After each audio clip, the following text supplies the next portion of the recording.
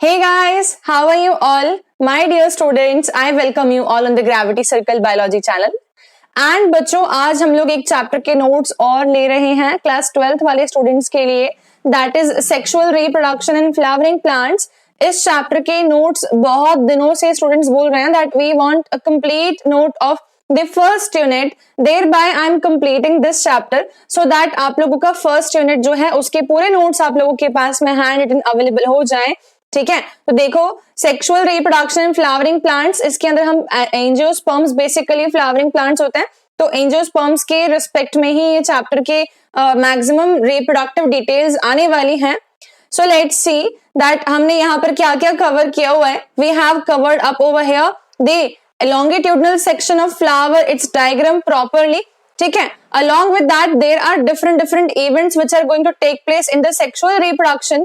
ठीक है, तो होते हैं pre fertilisation events, fertilisation as an event, और फिर आते हैं post fertilisation events. Pre fertilisation events के अंदर जो है हमने सारी चीजें देखी, जहां पर हम लोग स्ट्रक्चर देखेंगे male and female reproductive part of flower का, और उसके बारे में डिटेल्स दी हुई है मैंने. ठीक है, तो देखो जैसे कि क्या क्या चेंजेस के कारण से फ्लोरल डेवलपमेंट स्टार्ट होता है प्लांट में, डिफरेंशिएशन, डेवलपमेंट, ये सब चीजें होती हैं सेक्सुअल रिप्रोडक्शन स्टार्ट होने के पहले. एक प्लांट जुवेनाइल फेज हम बोलेंगे, जो कि हम लोग ह्यूमन में बात करते हैं या एनिमल्स में जुवेनाइल फेज इस्तेमाल करते हैं शब्द, वैसे प्लांट्स में वेजिटेटिव फेज से जाएगा वो. तो वो सारी बातें हमने समझाई हैं. फिर हमने स्टेमन के क्या क्या पार्ट्स होते हैं, फिलामेंट होता है, एंथर होता है, ये बताया है. फिलामेंट और एंथर कैसा होता है ये बताया है. प्रॉपर स्ट्रक्चर लिया हमने यहाँ पर स्टेमन का, एंथर. ठीक है, और जब हम सेक्शनल व्यू लेते हैं तो हमें किस प्रकार से एंथर के सेक्शनल व्यू में पॉलन सैक नजर आते हैं which are filled with pollen grains. ठीक, लाइन ऑफ डेहिसेंस क्या होती है ये भी हमने दिखाया कि the dehiscence line is that line जिससे कि आपके पॉलन ग्रेन्स जो हैं वो बाहर रिलीज होंगे. तो वो सारे पॉइंट्स हमने कवर अप किए इस चैप्टर में. देन हमें माइक्रोस्पोरेंजियम का स्ट्रक्चर बहुत इंपॉर्टेंट है और कई बार क्वेश्चंस में पूछा गया. तो epidermis, endothecium, middle layer, tapetum, और इनके क्या क्या यूजेस हैं ये सारे हमने कवर किए हुए हैं. इनका क्या क्या रोल बैठता है ये डिस्कशन किया हुआ है. ठीक है, तो ये चैप्टर का क्विकली बता रही हूं मैंने कि हमने क्या क्या यहाँ पर कवर अप किया है और आप लोगों को किस हिसाब से पढ़ना है इसको. ठीक है, फिर जब हम माइक्रोस्पोरेंजियम का स्ट्रक्चर देखते हैं तो हम लोगों को उसके लेयर्स जो हैं प्रॉपर्ली सेक्शनल व्यू पे कैसे दिख रही है वो बताया. ये जानना क्यों जरूरी है, क्योंकि हम लोग जब माइक्रोस्पोरोजेनेसिस पढ़ेंगे तो जो टर्मिनोलॉजीज हमारे सामने आएंगी वो हम उसके टर्मिनोलॉजी से वेल अवेयर हो. ठीक है, तो डायग्राम्स पढ़ो, उसके बाद में जब हम प्रोसेस पढ़ना चालू करते हैं gamete formation of male gamete basically, तो माइक्रोस्पोरोजेनेसिस देखते हैं. ठीक है, पॉलन ग्रेन का स्ट्रक्चर कैसा होता है, पॉलन ग्रेन ही क्योंकि मेल गेमेटोफाइट है उसका स्ट्रक्चर कैसा होता है, उसकी लेयर क्या होती है, जैसे कि एक्साइन है तो एक्साइन स्पोरोपोलिन, ये बहुत एक मतलब मान लीजिए रेजिस्टेंट लेयर है जो कि बिल्कुल डैमेज नहीं होने देती पॉलन ग्रेन को. ठीक है, काफी हद तक प्रोटेक्शन या स्ट्रेंथ प्रोवाइड करती है. ठीक है, तो ऐसे करके एक्साइन हो गया. फिर हमारा इंटाइन हो गया. ठीक है, एक्साइन में जर्म पोर है वो डिटेल दिया हुआ यहाँ पर. उसके अलावा आपको पॉलन ग्रेन के अंदर कौन कौन से टाइप के सेल्स होते हैं, एक होता है वेजिटेटिव सेल, एक होता है जनरेटिव सेल. ये वेजिटेटिव सेल जो है यही सेल आपका पॉलन ग्रेन को बेसिकली पॉलन ट्यूब फॉर्मेशन में हेल्प करेगा, और जनरेटिव सेल जो है यही आपका डिवीजन के अंदर जाएगा और जर्म सेल्स बनाएगा. ठीक है, वो वही जर्म सेल्स हैं जो कि मेल गैमीट्स हैं जो कि फ्यूजन में पार्टिसिपेट करेंगे और double fertilisation and triple fusion achieve होगा. ठीक है, ये सारी बातें हमें समझनी है. इसमें हर एक चीज जो आपको दी हुई है it is given in a manner कि आप लोगों को लीनियर फ्लो चार्ट के फॉर्म में और स्टेप बाय स्टेप कवरेज हो जाए, rather than going it we can say paragraph wise, right. ठीक है, तो इसके अलावा ये चीजें हैं. फिर हमें वाइबिलिटी वगैरह सब चीजें बताई गई हैं. और पॉलन ग्रेन्स के स्टोरेज के रिस्पेक्ट में टेम्परेचर बहुत इंपॉर्टेंट है बच्चों. -196 डिग्री सेल्सियस पे कई बार क्वेश्चन पूछा गया है बॉटनी पॉइंट ऑफ व्यू से. ठीक है, फिर इसके अलावा हम आ जाएंगे female reproductive part of the plant that is pistol. फिर मेगास्पोरेंजियम पढ़ेंगे, एम्ब्रियो सैक पढ़ेंगे. ठीक है, इनकी प्रॉपर स्ट्रक्चर्स बनाए हुए डायग्राम में, सो दैट आप लोगों को थियोरेटिकल पेपर्स के अंदर जब आप बोर्ड एग्जाम्स दें तब आप लोगों को इसके डायग्राम्स बनाने आने चाहिए हैं, and thereby this complete set of notes for all of you. ठीक है, so let's just see this quickly, then there are some of the points like कि ओव्यूल्स कितने हो सकते हैं, it can be one, it can be many, उसके examples they can be asked in 1 marks basically questions, ठीक है, और in the form of MCQs, and you need to be well aware of the examples given in the NCERT text, thereby we have covered this all in the form of short notes. ठीक है, अच्छा short तो नहीं बोलना चाहिए, 29 pages notes is a detailed account definitely. Then megasporangium ovule के structure के बारे में डिटेलिंग, फ्यूनिकल क्या होता है, हाइलम क्या होता है, इंटेग्यूमेंट क्या होता है, माइक्रोपाइल क्या होता है, चैलिजल एंड कौन सा होता है, माइक्रोपाइलर एंड कौन सा होता है, ठीक है, इनके फंक्शंस, न्यूसेलस क्या होता है उसका फंक्शन, एम्ब्रियो सैक का proper structure, detailed account, megasporogenesis as a process, ये सारे पॉइंट्स हमने इसमें कवर अप कर दिए हैं। So you all can see that how you need to make the diagrams, ठीक है, and it should be properly labeled in the manner which we have given you. Okay, you can make it better definitely.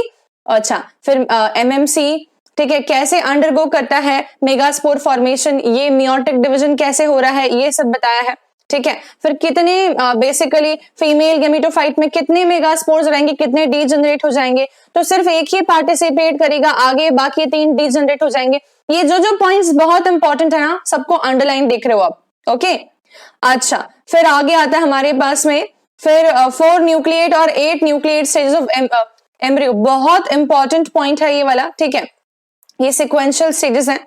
अच्छा, उसके बाद में हमारा आ जाता है फिर कैसे अरेंजमेंट हो जाएगा इन सब का।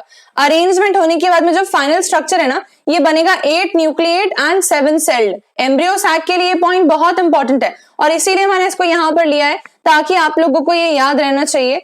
ठीक है, फिर पॉलिनेशन देखेंगे हम, different types of pollination, autogamy, geitonogamy, ठीक है, उसके बाद xenogamy. These are all taken into consideration and we have given the definition so that you can understand it very easily. ठीक है, then the agents of pollination which can be the abiotic and the biotic ones. What these notes are going to help you mainly in that whenever any kind of theoretical question is asked, then you need to frame the question accordingly in how to write the answers so that the examiners get impressed, right? In that particular manner, we need to understand that examiners and the people who are always going to analyze the copies and answer books you have written, they will go for the keywords. Okay, and if you are writing the answers and if you are just highlighting or underlining the most important keywords, the examiners will give you complete marks hassle free. That means कि आप लोगों को examiner इतना आसानी से marks दे देगा, जहां उनको कीवर्ड दिख गया या उनको फ्लो चार्ट फॉर्म दिख गया या उनको पॉइंट बाय पॉइंट आंसर दिख रहे हैं। तो हमेशा कोशिश करें कि आंसर्स बुलेट फॉर्म में लिखें। ठीक है, अच्छा फिर ये विंड पॉलिनेशन, इनके एग्जांपल्स वगैरह, वाटर पॉलिनेशन, इनके एग्जांपल्स, इंसेक्ट पॉलिनेशन और उनके एग्जांपल्स, ये सब कवर हुए हैं यहाँ पर। ठीक है, फिर उसके बाद में हमारा आ जाता है, हाँ, वो पॉलिन्स को बेसिकली इंसेक्ट पॉलिनेशन में क्यों पार्टिसिपेट करते हैं, उनको क्या मिल रहा है, तो हार्वेस्टिंग रिवॉर्ड मिल रहा होता है, बेसिकली उन लोग को नेक्टर मिल रहा होता है, ये सब चीजें लिखी हुई है यहाँ पर।